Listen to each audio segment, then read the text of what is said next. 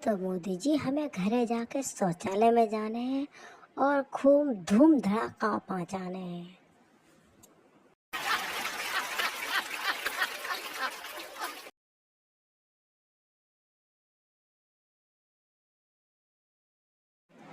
अरे जट साहब, आज के केस में मोदी जी ने कहा है कि मैं ऐसा कुछ खाता हूँ जो किलो के हिसाब से खाता हूँ और जो कोई ना खाता हो वो मैं खाता हूँ।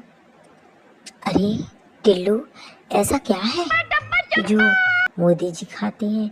ये गुजारिश लेकर यहाँ पर आए हुए हैं। अच्छा, तो उन्हें बुलाया जाए और पेश किया जाए। आखिर ऐसा क्या मामला है जो इतना गंभीर है? हाँ हाँ जट साहब, मैं अभी बुला रहा हूँ। मोदी जी हाजिर हूँ, जो भी खाती हूँ उसका चिट्ठा भी लेके हाजिर हूँ। अच्छा तो मोदी जी, आप ये बताइए, आखिर ऐसा आप क्या खाते हैं जो किसी और ने इतना किलो के हिसाब से खाया ना हो? 3 किलो गाली खाता हूँ। अच्छा, तो आपको गाली खाने से क्या कोई एनर्जी पैदा हो गई है क्या, जो आपने इतनी गाली खाई है? आपको गाली खाने से पेट नहीं भरा? अरे मोदी जी, आप बहुत महान व्यक्ति हो, महान कलाकार हो। और ये तो बताइए सही, और आप कौन कौन हो? कहीं कुछ छुपा तो नहीं रही हो? अरे हमें भी बता दो, इसका राज क्या है? ऐसी रचना कर दी है। तो फिर आप बहुत बड़े रचनाकार और कलाकार हैं, इसलिए आपने ऐसी ट्रेनों की रचना कर दी कि ट्रेन आगे भागती है और जनता पीछे से। इसलिए लोगों को ट्रेन स्टेशन पर भी नीचे सोने के लिए ट्रेन की पटरी भी कभी कभी जरूरत पड़ जाती है। ऐसा क्यों होता है आखिर? ये अपील हम आपसे कर रहे हैं और इसका समाधान आप हमसे मांग रहे हैं। आखिर ऐसा क्यों है कि ट्रेन का ड्राइवर आगे बैठता है और जनता पीछे बैठती? काश ऐसा होता कि जनता आगे बैठती, ड्राइवर को पीछे से बैठना चाहिए, क्योंकि कुछ दुर्घटना घटने पर वह उसको ट्रेन को रोक तो सकता था। ये है। अरे क्या है मोदी जी, बता ही दीजिए। अच्छा तो कन्हैया जी, आप ही बता दीजिए, आखिर मामला क्या है? झूठ का इस्तेमाल करते हैं। आप बात समझ में आई, इसलिए ये ट्रेन के आगे बैठते हैं। आप कुछ समझ में आया?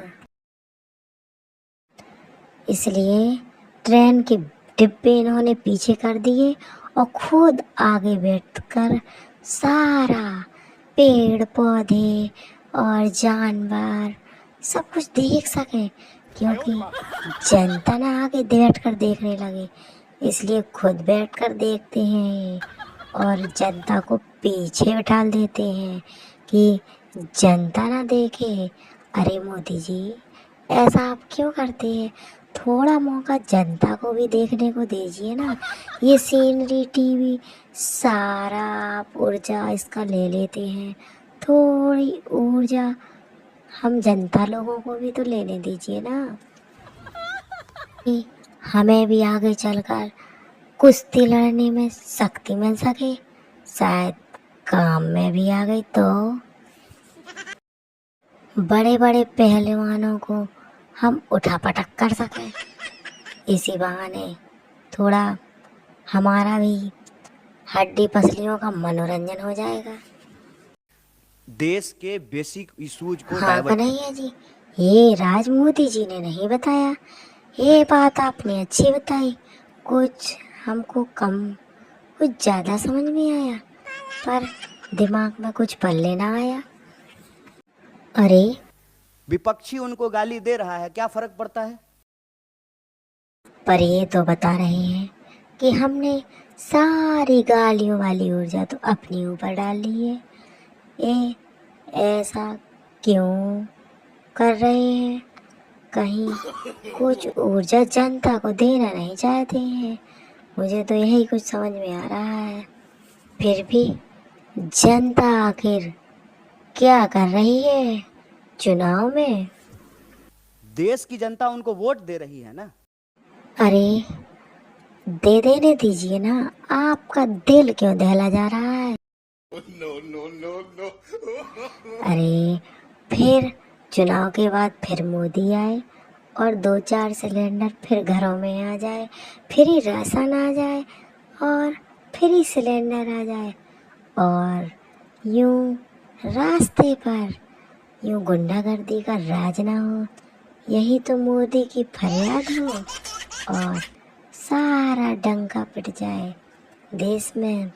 मोदी हो जाए ऊंचे देश में और हो जाए चाय बेचने वालों की जीत और गरीबी की होगी यही जीत और गरीब हो जाएंगे अमीर और मोदी बन जाएंगे फकीर।